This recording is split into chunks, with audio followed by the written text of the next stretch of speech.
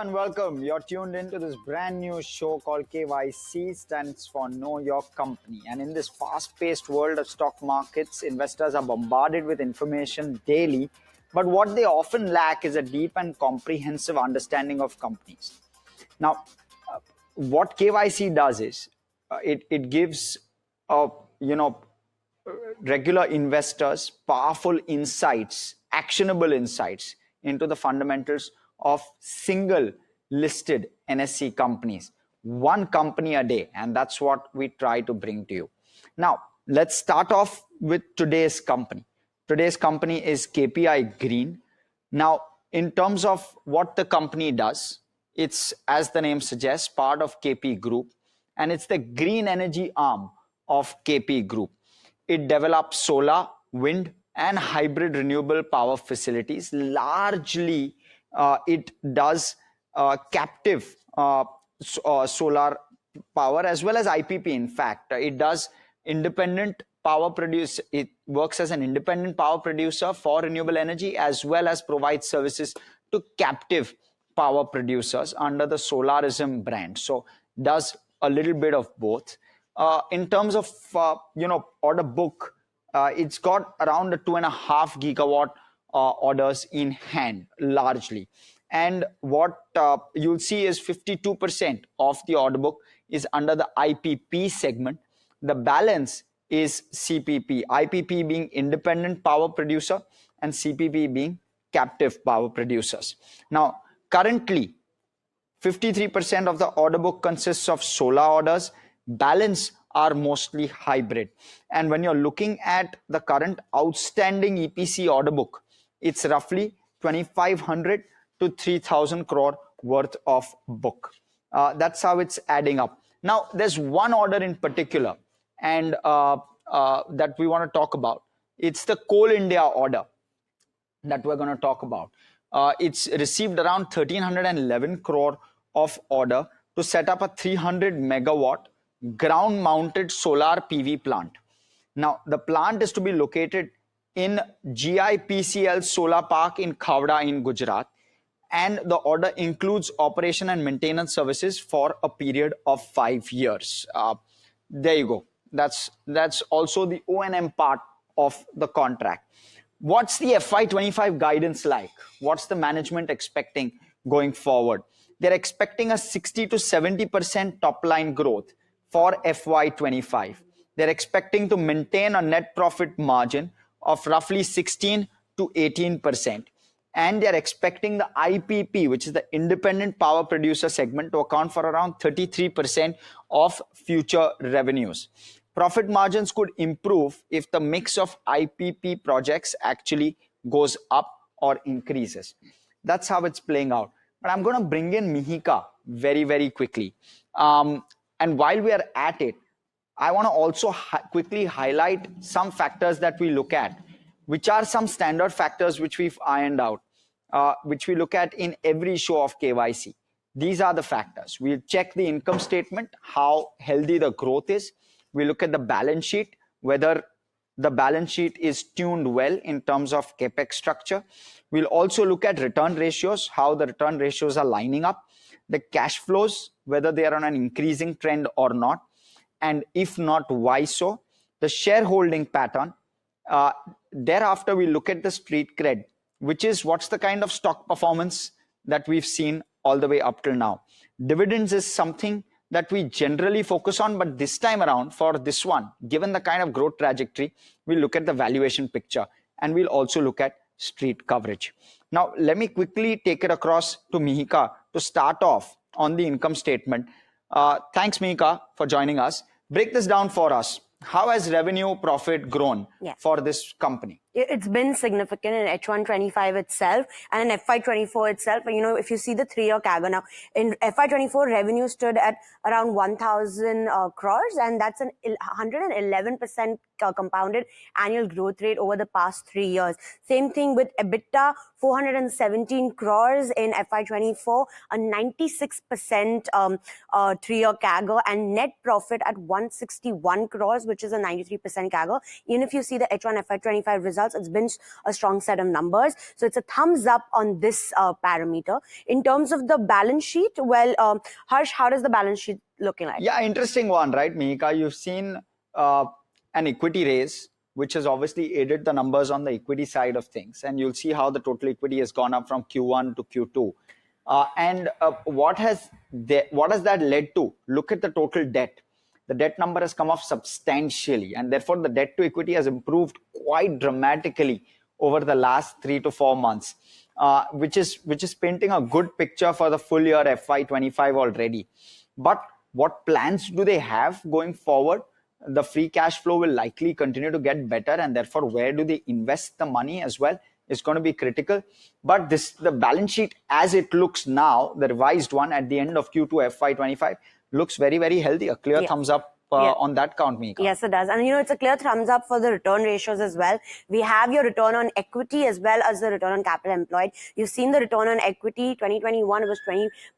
2023, 53%. It has normalized a bit in 2024, but it's still healthy at almost 30%. Even in terms of your return on capital employed that the company has been, you've seen a steady growth from 12% in 2021 to 19% in 2024, which is financial year. Let me just put that forward. So it's a thumbs up on this one. And even the cash flows are looking good, Harsh. Yeah, incrementally cash flows are getting better. And it'll be great to get perspective as to where does it go from here, because with most power companies, setup is one thing, but it's also the O&M that starts to kick through only once the setup is completed. So going to be interesting to see that.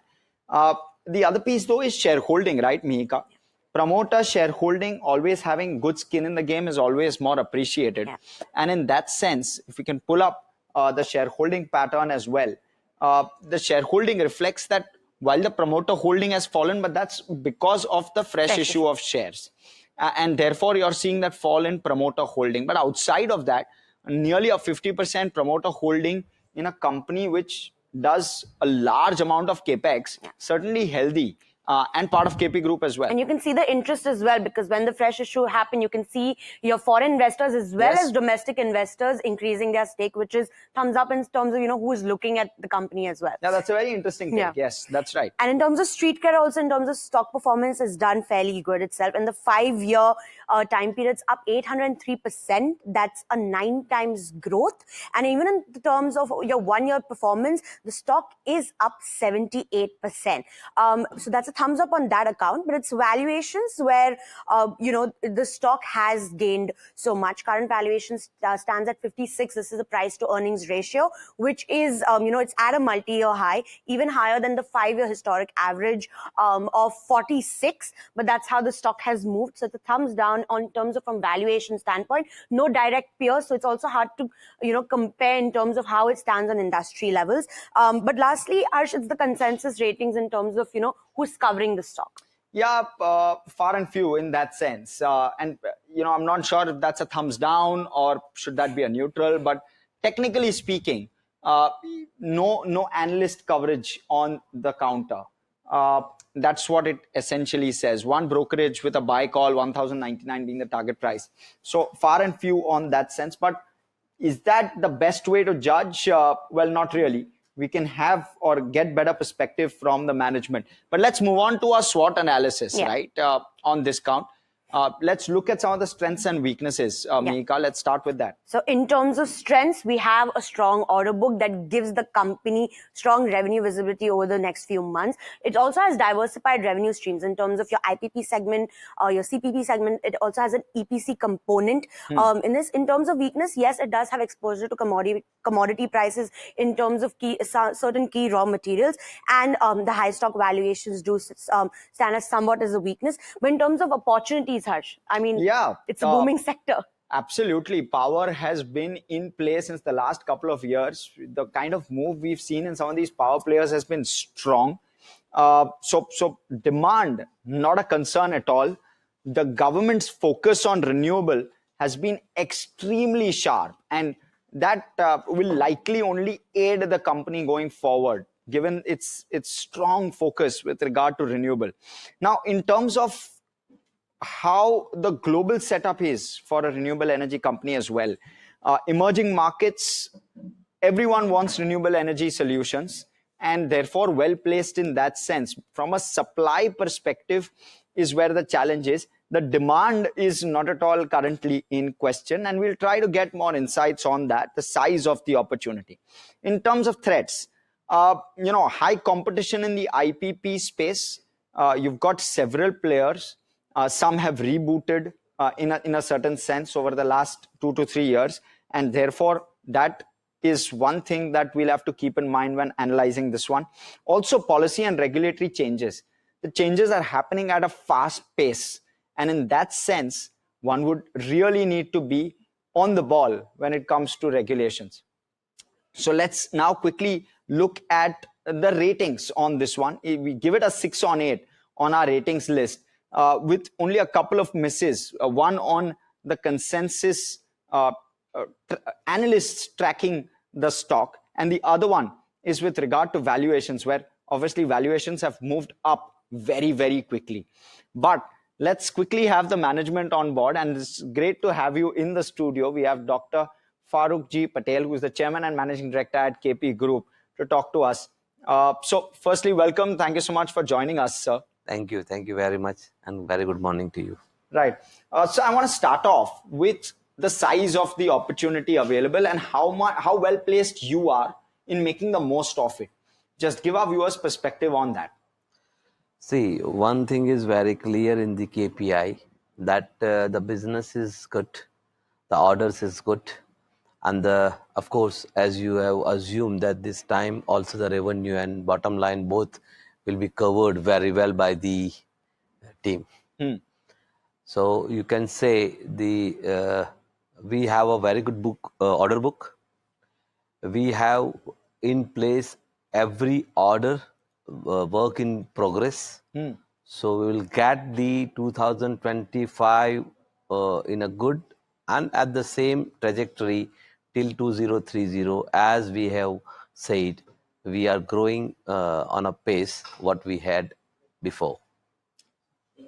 Let me first, the company recently signed an MOU with the Rajasthan government. Something that stood out for me is that the government's also going to help you, get the regulatory processes in check. So could you maybe give us in terms of how big this MOU is, and what's the plan in terms of how this MOU is going to develop going forward? See, we have signed the MOU with the Rajasthan government, as the Rajasthan government had the very lucrative regulatory things are there.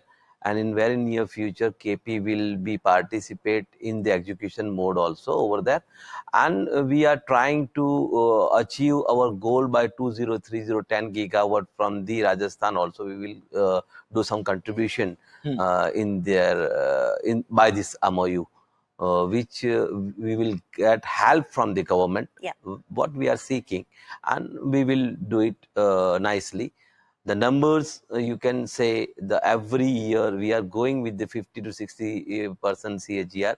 So in that CAGR, Rajasthan will be the one of that thing. And in terms of the opportunity size, in terms of capacity for the solar and the wind projects, how do you see that panning out? See, one thing is very clear. Today we have the order of 1.3 gigawatt in the IPP, 1.6 gigawatt in the CPP in KPI. And already we have done the 508 megawatt till date in Gujarat. So, and we are reaching towards our goal of 10 gigawatt from the, not possible from the one state. So you can say we are exploring the Rajasthan, we are exploring the Madhya Pradesh, we are exploring the Maharashtra and Andhra Pradesh also. So you can understand that at least 2 gigawatt, 3 gigawatt will be in Rajasthan in near future. Understood. And sir, you've got a 3,000 crore order book, which is in line. You've clocked roughly 1,000 crore of top line in FY24. You're expecting a 50 to 60% growth on this top line, conservative. You've suggested 60 to 70%. In FY25, where do you go from there? Does that number only continue to go up? Does a 50 to 60% growth look visible for the next 3, 4, 5 years? For how long? we are very confident to not only visible, we are very confident that we will do the same growth till 2030. Okay, and what's the kind of margin that one can expect? The PAT margin, what you've guided for, is something around mid-teens. Would that continue to be the case, or would scale help you get better with regard to where PAT margin The is small concerned? correction will be there. It may a small correction because of the when you go in a big say revenue stream. Today you are on the say 1,000 crores of the top line. Tomorrow will be 2,000 and then the 5,000 crores and all. So over there today is 17% is EBITDA. Then it may go to 15 or 14%, but the in terms of numbers it will be the highest every year which you will find till 2030. See, today we have the order book of 3,000 crore rupees, but it is only and only confirm order. It's not the order which is in pipeline. You will find in a very near future the pipeline is very strong, and we will get the more and more orders in near future. So let's then break it down with what's confirmed right now. 3,000 crores. There's a somewhat a 50-50% mix in terms of IPP and CPP. So if we had to look in terms of your IPP order book and your CPP order book, what could be the execution timeline of the current order book? See, today the IPP is 17% and the 83% is the CPP. Yeah. This will be continued till the 2026. 27 and 28 the things will be changed because the IPP you are getting the revenue after COD only. Yeah. So in IPP the capex will be high. In CPP you don't require any money, but your top line will be there. But the product mix is such a nice way by the financial engineers. Yeah. That you will get the depreciation from the IPP and you are diluting your tax portion from the CPP whatever you earn. So they are managing this way, like that by the 2028 your IPP will be 25% and the CPP will be 75%. This is the product mix and the revenue stream will be. So in terms of when you look forward, your IPP in terms of your order book and your revenue contribution, do you expect this to increase? IPP will be increased. Today is as I say 17% to 25%. I'm talking of the percentage. When the revenue top line is 1,000 to say 3,000, 5,000, 8,000, and over the 25% IPP is quite a very big achievement for the company. Because today is a 171 megawatt is IPP, yeah, which are going to be by 2026 March will be 1.3 gigawatt. Yeah. And still you are taking, we are saying that is a 25%. So you can understand. Yeah. And in terms of your bidding pipeline, what's the strategy there? I mean, competition is increasing. It's a booming sector. There's demand and tenders floating everywhere. So how does KPI Green, in terms of a strategy to get the new orders in hand, how does it work that out? See, KPI strength is execution, number one. And the KPI is a very experienced player in this game. By till 2008, we are in this solar and wind things. So we have enough capable and the educated people who are doing the renewable energy, and we have a 1,200 people strength as a group, and that all help you very well in the execution. So once is getting the order, and second is the execution, which is very important to go for the finish line. And that we are proud to say that till date we have whatever we taken a job we have completed by in the timeline. So that is our strength, and we will be the preferential contractor or the EPC player for the whoever want to do the CPP or IPP. Understood. So want to understand on the on annuity, right, on the O&M side of things, how much does that contribute to your top line currently? Currently, in numbers, you can say 83 crore rupees. So very, very small. And it is a small, but the time is grow. We will reaching to the by till date, whatever we are doing, say IPP or the CPP plants, we have already completed more than 200 crore rupees by 2026 in the current scenario we can see. Okay. In the top line contribution from the say NVT as a O&M and lease. Okay. But it will grow whenever and whatever we are doing. Today we have a portfolio of 5.5 gigawatt, will be increased by the 2028 about 5 gigawatt. That all O&M will be ours only, because we are very powerful in that also. We have our own robot system and all the things. You know, we saw it in the coal project, Coal India project signing. Is the company strategizing? You know, going forward, the orders will have an OMN component, attached in order to grow that as a additional revenue stream as well. No. As I told you, whatever plan we make, we prefer to do the maintenance of that plan for the 25 years also. And that way we are designing the plan, and we will be the lowest bidder in the O&M also in near future. Understood. And so just give us a 2-year forward, because the base is low right now.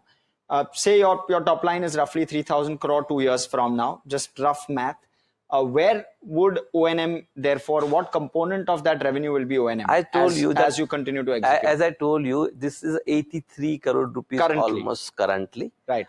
Which, see, where the O&M comes, 1 year, 2 year, you have to give the free or the in a tender position. So that revenue comes in your kitty by after 2 years of planned operation. Understood. So in 2028, as I told you, it will be go to about 200 crores and more. Okay. And in terms of your hybrid model, that's something that's picking up. That's something that we are seeing more tenders being floated as well. So what's the outlook going forward? You know, you have solar, you have wind, mostly solar. How does the potential for hybrid increase? Hybrid is the solution for the RTC power. Because each wind are obligatory to the solar, and solar is obligatory to the wind. Solar comes in the morning and wind comes at night. So most probably I can say the RTC, if you are doing the 50-50 both the component, you will get the at least 15 to 20% RTC power. So it is a best solution. As I told you, it's a best solution for the RTC power as a hybrid, and very cheapest solution also. After that, of course, the battery and the pump storage is the solution. But for the RTC, nowadays, today's is a good solution is a hybrid. And we have already done our own hybrid in IPP, and for the customer also, we have done the hybrid, and they all are happy. Okay. My last question, sir, is to understand challenges. Because with every industry, with all blue sky situations also, there can be challenges. What, in your view, from a sector or from a company perspective, are the challenges which KPI Green will face? See, in this growth trajectory, you require the more good people who known to the industry and who knows the job. That's a challenge, number one. And number two is, of course, the regulatory things and the duties which are implied today, which give you the IRR effect. That's the only thing which can see in the challenge today. But it will covered by the expert and the experienced people. So this is not only the green or the renewable energy, this is a sustainable energy. So we once have to move over here, and we are on a path, and we give you the guarantee that we will contribute of the national mission 20305 500 gigawatt by Sri Narendra Modi, and we will give our best contribution in that thing as a KPI. Thank you very much. Thank you so much, Mr. Patel, for joining us and giving us an outlook and, giving our viewers more of an in-depth detail on how the business works. And we wish you all the best. Thank you very much. Thank you. Thank you, Mr. Patel. But with that, we're out of time on this edition of KYC. That's all we have. Thanks for staying tuned with us. From Mika, myself, everyone who puts the show together, thanks so much for watching. Stay tuned to NDTV Profit. More action just on the other side.